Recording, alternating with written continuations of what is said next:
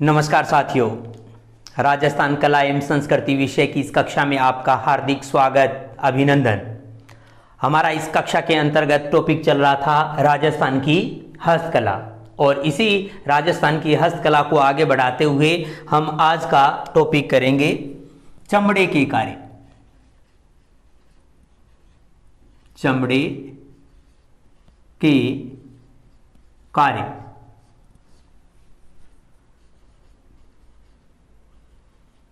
चमड़ा कला कह दो या चरम कला, चरम कला कह दो। तो आज हम करेंगे चमड़े के कार्य। अब देखा जाए तो राज्य के अंतर्गत चमड़े का कार्य जो है वो कलात्मक कार्य जिसे कहा जाता है, कलात्मक कार्य। चमड़े का कलात्मक कार्य जो है वो कहां का प्रसिद्ध है? ये है तिलोनिया का, तिलोनिया क्षेत्र, तिलोनिया। और तिलोनिया कहां पर है? अजमेर के अंतर्गत। तिलोनिया अजमेर क्षेत्र का जो है वो चमड़े का कार्य राज्य के अंतर्गत सर्वाधिक लोकप्रिय रहता है। इसी प्रकार से देखा जाए तो राज्य के अंतर्गत चमड़े के जो उद्योग हैं, चमड़े के उद्योग कहां पर अवस्थित है सर्वाधिक मात्रा में? तो ये रहते हैं जालोर क्षेत्र के अंतर्गत, जालोर। और जालोर में भी कहां पर है? भीनमाल के अंतर्गत। भीनमाल जालोर के अंतर्गत जो है वो सर्वाधिक मात्रा में चमड़े के उद्योग निर्मित है। इसी प्रकार से देखें तो राज्य के अंतर्गत चमड़े का सर्वाधिक कार्य जो है, चमड़े का सर्वाधिक कार्य, चमड़े का सर्वाधिक कार्य कहां पर होता है? तो चमड़े का सर्वाधिक कार्य जो है वो राज्य के अंतर्गत बीकानेर के अंतर्गत होता है। कहां पर होता है? बीकानेर क्षेत्र में होता है। तो राज्य में सर्वाधिक प्रसिद्ध तो कहां का रहता है? तिलोनिया अजमेर का रहता है। उद्योग धंधे सर्वाधिक कहां पर है? जालोर के अंतर्गत है। और सर्वाधिक कार्य जो है वो राज्य में कहां पर होता है? बीकानेर में। इसी प्रकार से प्रश्न आए कि राज्य के अंतर्गत चमड़े से निर्मित वस्तुएं जो है वो सर्वाधिक बनती है, तो वो कहां पर बनती है? वो जयपुर में बनती है। तो नेक्स्ट के अंतर्गत नोट कर लें आप, चमड़े से बनी वस्तुएं ये कहां की प्रसिद्ध है? तो ये जयपुर की प्रसिद्ध रहती है, जयपुर क्षेत्र की प्रसिद्ध रहती है।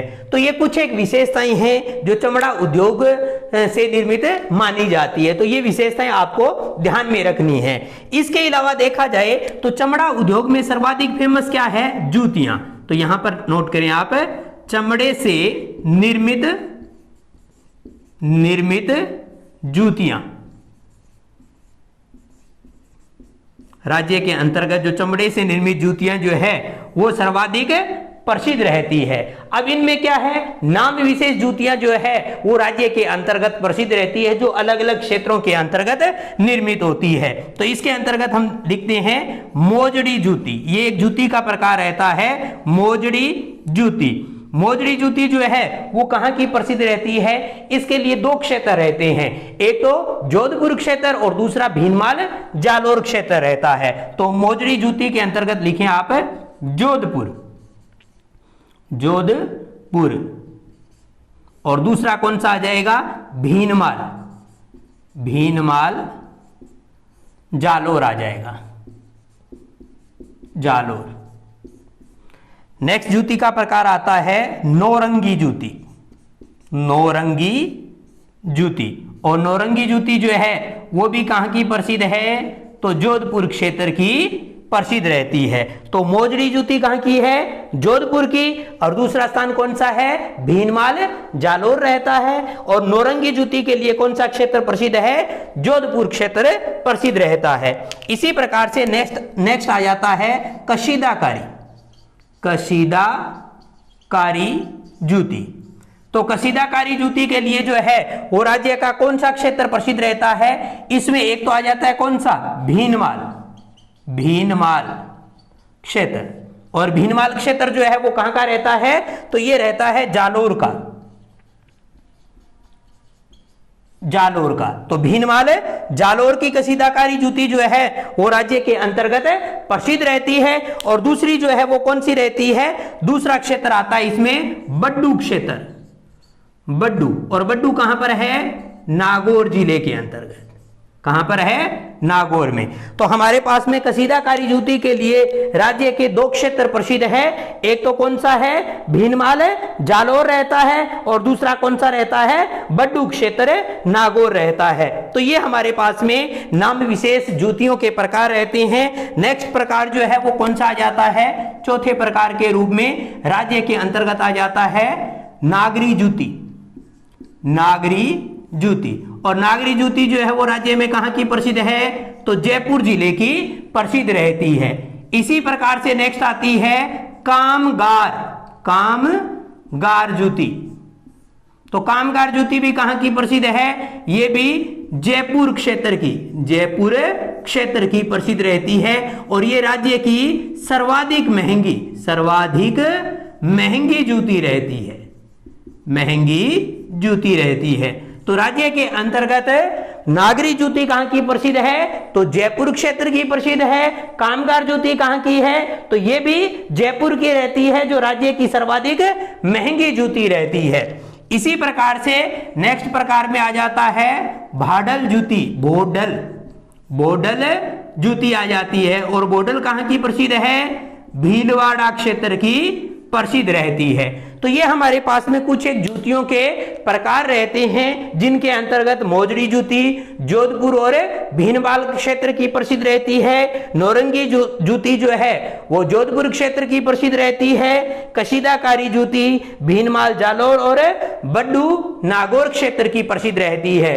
इसी प्रकार से नागरी जूती जो है वो जयपुर क्षेत्र की, कामगार जूती भी जयपुर क्षेत्र की, जो राज्य की सर्वाधिक महंगी जूतियों में गिनी जाती है। और नेक्स्ट होती है बोडल जूती, जो कि कहां की प्रसिद्ध है, भीलवाड़ा क्षेत्र की प्रसिद्ध रहती है। इसी प्रकार से कुछ एक हमारे पास में चमड़े से निर्मित जूतियों या हमारे पास में चमड़े के कार्यों की शब्दावलियां जो है वो राज्य में प्रसिद्ध रहती है।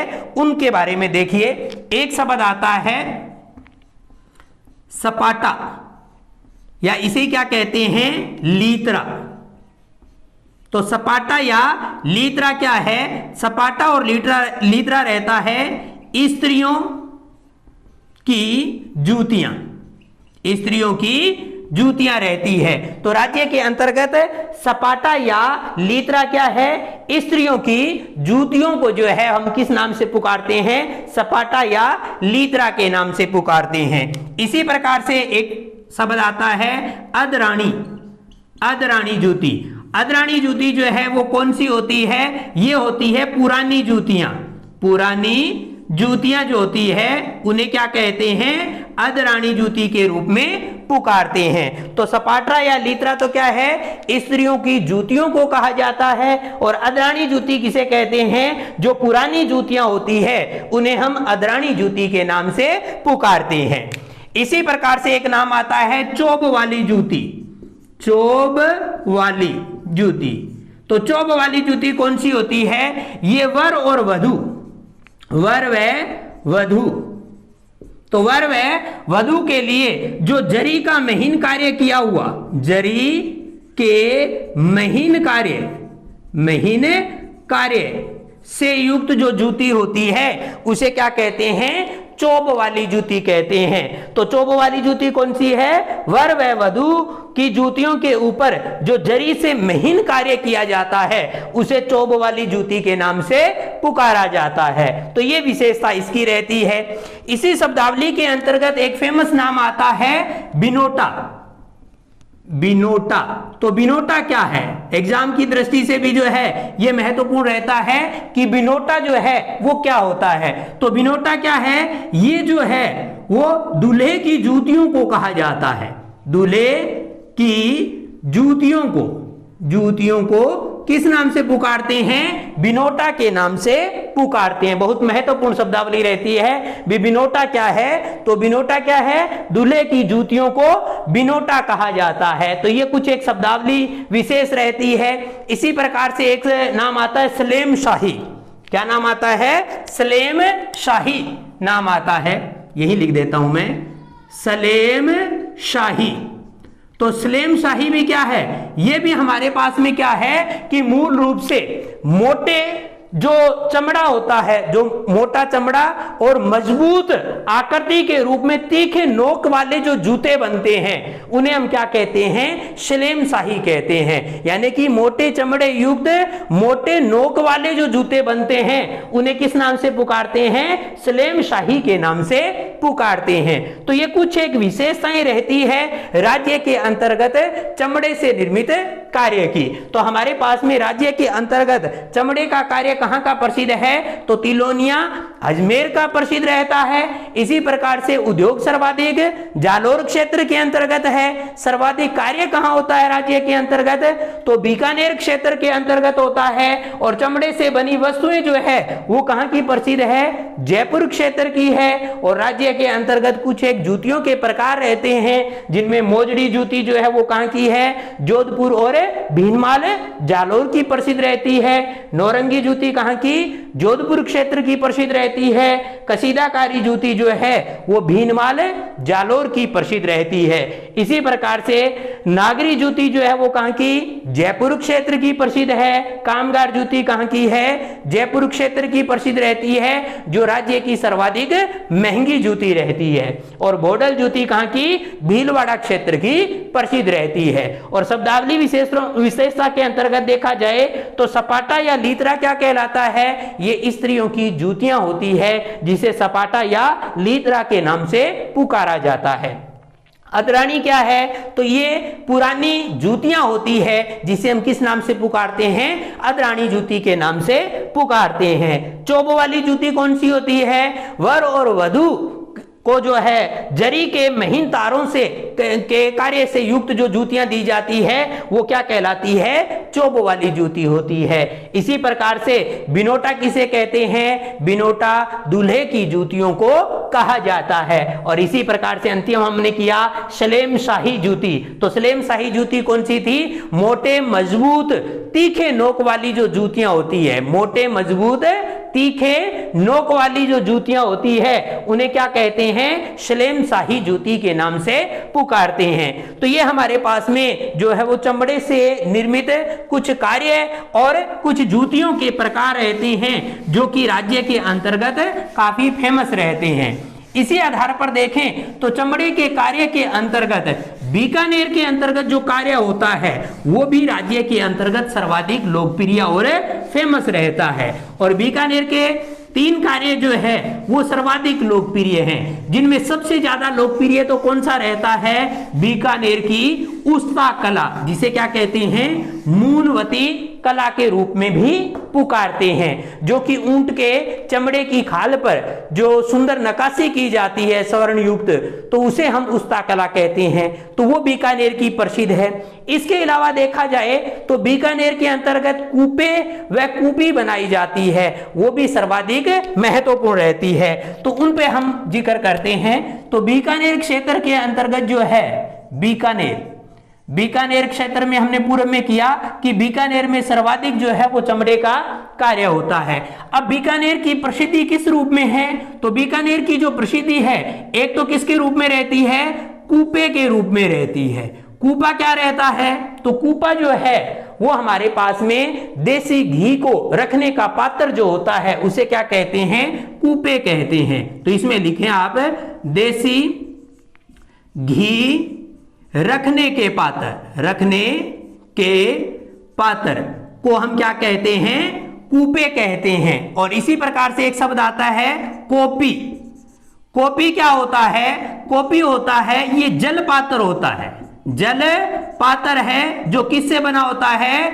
ऊंट की खाल से निर्मित होता है। किससे निर्मित होता है? ऊंट की खाल से निर्मित एक जल पात्र होता है, जो जल को ठंडा रखने के लिए प्रयोग में लिया जाता है। उसे हम क्या कहते हैं? कोपी कहते हैं। और एक क्या रहता है? कूपे। और कूपे क्या है? देसी घी रखने के पात्र को जो है वो कूपे कहा जाता है। और ये कहां के प्रसिद्ध है? बीकानेर के। और इसी प्रकार से एक क्या फेमस रहता है यहाँ का? उस्ता कला रहती है, जिसका हम थोड़ी देर बाद में जिक्र करेंगे। तो ये सभी विशेषता कहाँ की रहती है? ये बीकानेर क्षेत्र की फेमस विशेषताएं रहती है, जो कि चमड़े के कार्य के लिए बीकानेर को सर्वाधिक लोकप्रिय बनाती है।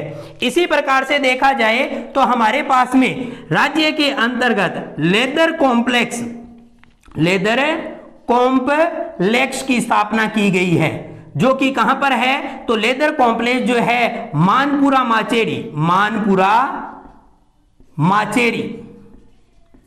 माचेड़ी, जो कि कहां पर है?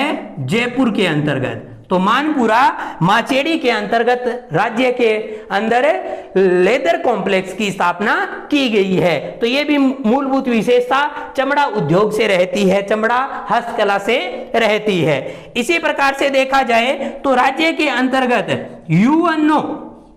यूएनओ के संयुक्त राष्ट्र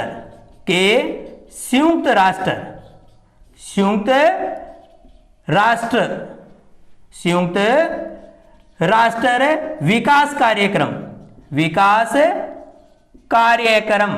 संयुक्त राष्ट्र विकास कार्यक्रम के तहत नागौर गांव के अंतर्गत नागौर के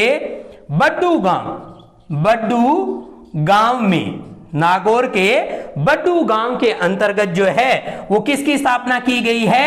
एक पायलट प्रोजेक्ट का जो संचालन है वो मुख्यतः किया गया है। तो राज्य के अंतर्गत यूएनओ के संयुक्त राष्ट्र विकास कार्यक्रम के तहत जो है वो राज्य के अंतर्गत नागौर जिले का, किस जिले का? नागौर जिले का एक गांव है बड्डू गांव, और बड्डू गांव के अंतर्गत पायलट प्रोजेक्ट की स्थापना की गई है, जो किस हेतु है? चमड़े के कार्य को प्रगति देने हेतु, उसको जो कार्य के अंतर्गत जो है वो बढ़ावा देने के लिए जो है वो पायलट प्रोजेक्ट का संचालन जो है वो राज्य के अंतर्गत किया जा रहा है। तो ये कुछ एक विशेषताएं हैं जो राज्य के अंतर्गत किस कला से संबंधित रहती है? चमड़े की कला से संबंधित रहती है। अब इसी कला के अंतर्गत राज्य की एक फेमस कला का हम अध्ययन करेंगे, और वो कला कौन सी रहती है? राज्य की उस्ता कला रहती है, जो राज्य को विश्व प्रसिद्ध बनाती है।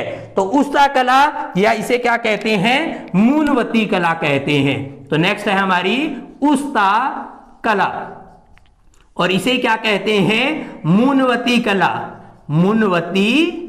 कला के रूप में पुकारते हैं।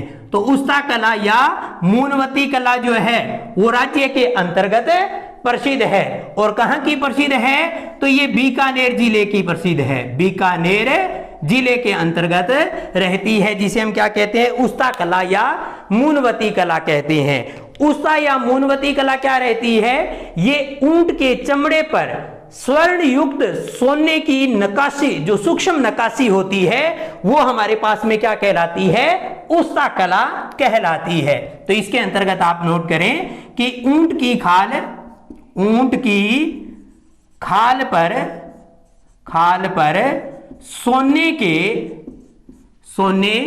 से सूक्ष्म नक्काशी करने की कला जो है कला क्या कहलाती है? उस्ता कला कहलाती है। और ये उस्ता कला कहां की प्रसिद्ध है? बीकानेर की। लेकिन ये उस्ता कला जो है इसका प्रवेश कहां से हुआ है? इसका प्रवेश जो है वो भारत के अंतर्गत पर्शिया से हुआ था। पर्शिया ईरान से जो है, ईरान से इसका भारत के अंतर्गत प्रवेश माना जाता है। लेकिन इसका प्रवेश राज्य के अंतर्गत, राज्य में जो है ये कला कहां से आई थी? ये कला आई थी लाहौर से। कहां से आई थी? लाहौर से। और लाहौर के कुछ कारीगरों को जो है वो ये लाहौर से कौन लेकर के आता है? तो यहां आता है महाराजा अनूप सिंह। अनूप सिंह जी का नाम आता है। तो अनूप सिंह जो है वो लाहौर से कुछ मूनवती कला के कार्य करने वाले कारीगरों को जो है वो कहां लेकर के आते हैं, बीकानेर लेकर के आते हैं। और वो कला ही हमारे पास में किस रूप में पुकारी जाती है, उस्ता कला के रूप में पुकारी जाती है। और उस्ता कला का स्वर्ण काल जो है, उस्ता कला का स्वर्ण काल या यूं कह दें कि सर्वाधिक कार्य जो है वो राज्य में किसके काल के अंतर्गत हुआ था, ये हुआ था महाराजा राय सिंह के काल में, राय सिंह राठौड़ के काल के अंतर्गत। राठौड़ के काल को जो है वो राज्य में उस्ता कला का स्वर्ण काल कहा जाता है कि इन्हीं के काल में जो राज्य में है वो उस्ता कला सर्वाधिक फलती फूलती है। तो ये विशेषता रहती है। इसके अलावा देखा जाए तो उस्ता कला के जो उस्ताद हैं, जो कलाकार होते हैं, उन्हें क्या कहते हैं, उस्ताद कहा जाता है। तो नेक्स्ट लाइन के अंतर्गत आ जाएगा भी इस कला के कलाकारों को क्या कहा जाता है, उस्ताद कहा जाता है। तो इस कला के कलाकारों को किस नाम से पुकारते हैं, उस्ताद के नाम से पुकारते हैं। और यहीं से महत्वपूर्ण प्रश्न बनता है कि राज्य के अंतर्गत उस्तादों का उस्ताद किसे कहा जाता है। किस प्रश्न बनता है, उस्तादों का उस्ताद, उस्तादों का उस्ताद जो है, उस्ताद किसे कहा जाता है। तो एक बहुत फेमस नाम आता है किनका, हिशामुद्दीन का। हिशामुद्दीन उस्ता का जो है नाम प्रसिद्ध है। तो हिशामुद्दीन उस्ता को जो है वो किस नाम से पुकारते हैं, उस्तादों का उस्ताद के नाम से पुकारते हैं। तो ये मूलभूत विशेषता रहती है। और इन्हें जो है वो मूल रूप से देखें तो हमारे पास में पद्मश्री से भी नवाजा जा चुका है। तो ये विशेषता हमारे पास में किसकी रहती है, हिशामुद्दीन उस्ता की विशेषता रहती है।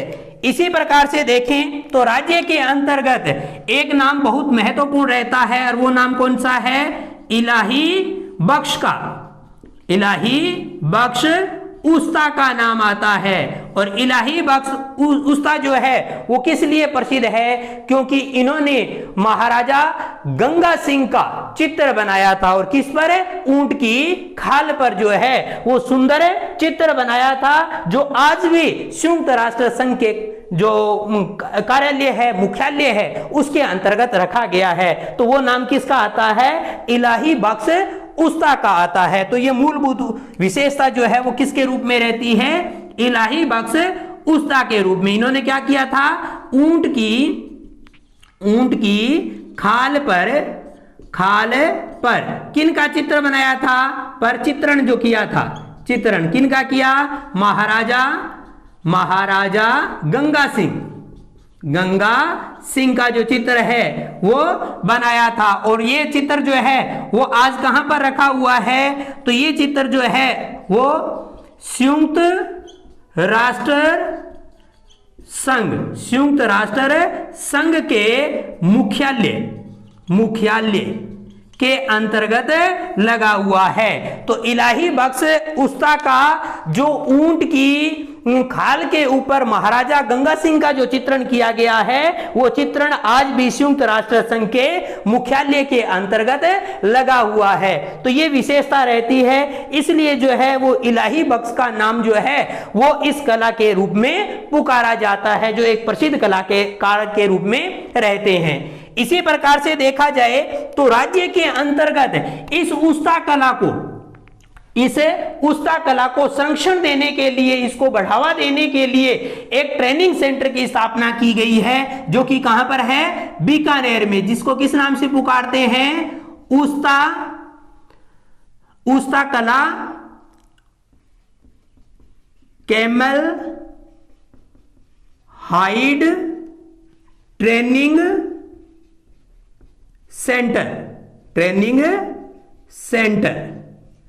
तो उस्ता कैमल हाइड ट्रेनिंग सेंटर की स्थापना जो है वो कहां की गई है, बीकानेर के अंतर्गत की गई है। और किस कला को बढ़ावा देने के लिए? उस्ता कला को बढ़ावा देने के लिए। कब स्थापना की गई इसकी? 15 अगस्त 1975 को जो है वो बीकानेर के अंतर्गत उस्ता कैमल हाइड ट्रेनिंग सेंटर की स्थापना की गई, जो मुख्यतः उस्ता कला को जो है वो बढ़ावा देने के लिए स्थापित किया गया एक ट्रेनिंग सेंटर है, जो बीकानेर में स्थापित किया गया। और कब किया गया? 15 अगस्त 1975 को जो है वो राज्य के बीकानेर क्षेत्र में इसकी स्थापना की गई। ये मूलभूत विशेषता रहती है। तो ये सभी बातें जो है वो किस कला से संबंधित है? उस्ता कला से संबंधित रहती है। भी उस्ता कला जो है वो किसे कहते हैं? ये होती है ऊंट की खाल पर सोने की सूक्ष्म नक्काशी का जो कार्य किया जाता है उसे क्या कहते हैं? उस्ता कला, या इसे क्या कहते हैं? मूनवती कला के नाम से पुकारते हैं। ये कहां की प्रसिद्ध है? तो बीकानेर की प्रसिद्ध है। इसका आवागमन भारत में कहां से हुआ था?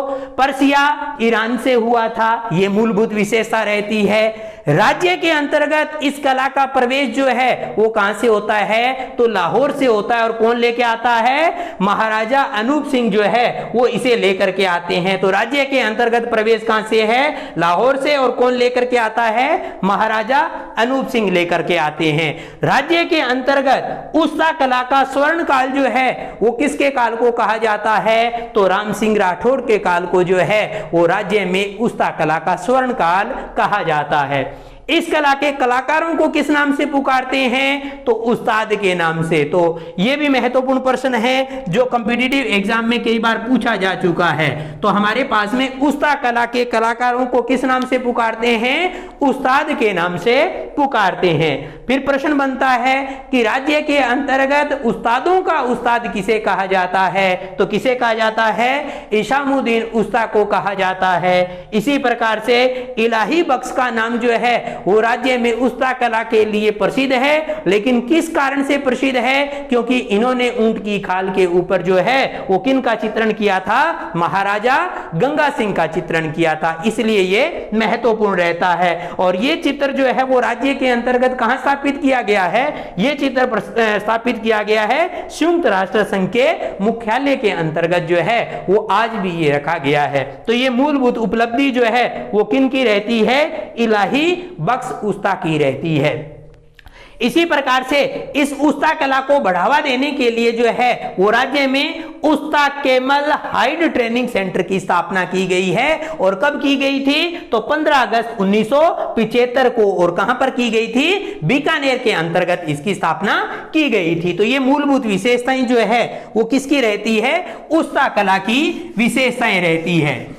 इसी उस्ता कला से संबंधित अगर देखें तो इसी चमड़े के कार्य के अंतर्गत हमारे पास एक नाम और आता है, और वो किसका आता है? लाल सिंह भाटी का आता है, जिनका संबंध कहां से रहता है? जोधपुर से रहता है। और क्यों नाम लिया जाता है?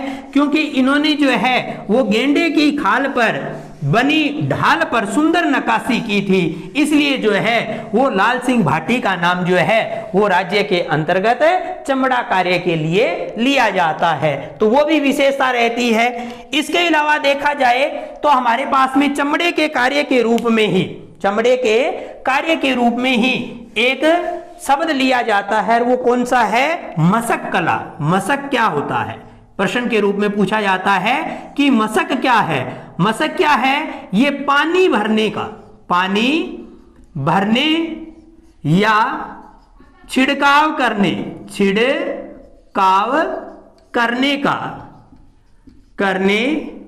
के लिए काम आने वाला चमड़े से निर्मित एक थैली होती है। तो हमारे पास में मशक क्या है? मशक होती है पानी भरने या इसको छिड़काव करने के लिए जिस थैली का प्रयोग किया जाता है, चमड़े की जिस थैली का प्रयोग किया जाता है उसे हम किस नाम से पुकारते हैं? मशक के नाम से पुकारते हैं। इसी प्रकार से एक नाम आता है भाखला। कौन सा नाम है? भाकला। ये आप पूरम में भी पढ़ चुके हो वस्त्र कला के अंतर्गत। तो भाकला क्या है? भाकला भी ऊंट की खाल के ऊपर, जो ऊंट होता है और ऊंट का बच्चा जिसे टोटिया कहा जाता है, उसकी खाल जो होती है उस पर उगे हुए जो छोटे बाल है, अर्थात ऊंट के ऊपर जो छोटे बाल होते हैं बच्चे के ऊपर, तो उन सुनहरे बालों को किसके अंतर्गत? सूत के धागे के साथ मिलाकर, यानी कि ऊंट के बच्चे के बालों को किसके साथ मिलाकर के? सूत के साथ मिलाकर के जिस कला का प्रयोग किया जाता है, जिस वस्त्र का प्रयोग किया जाता है, उसे क्या कहा जाता है? भाकला कहा जाता है। यानी इसमें लिख लो आप, ऊंट के छोटे बच्चे के मुलायम बालों को सूत के साथ मिलाकर जिस वस्त्र का निर्माण किया जाता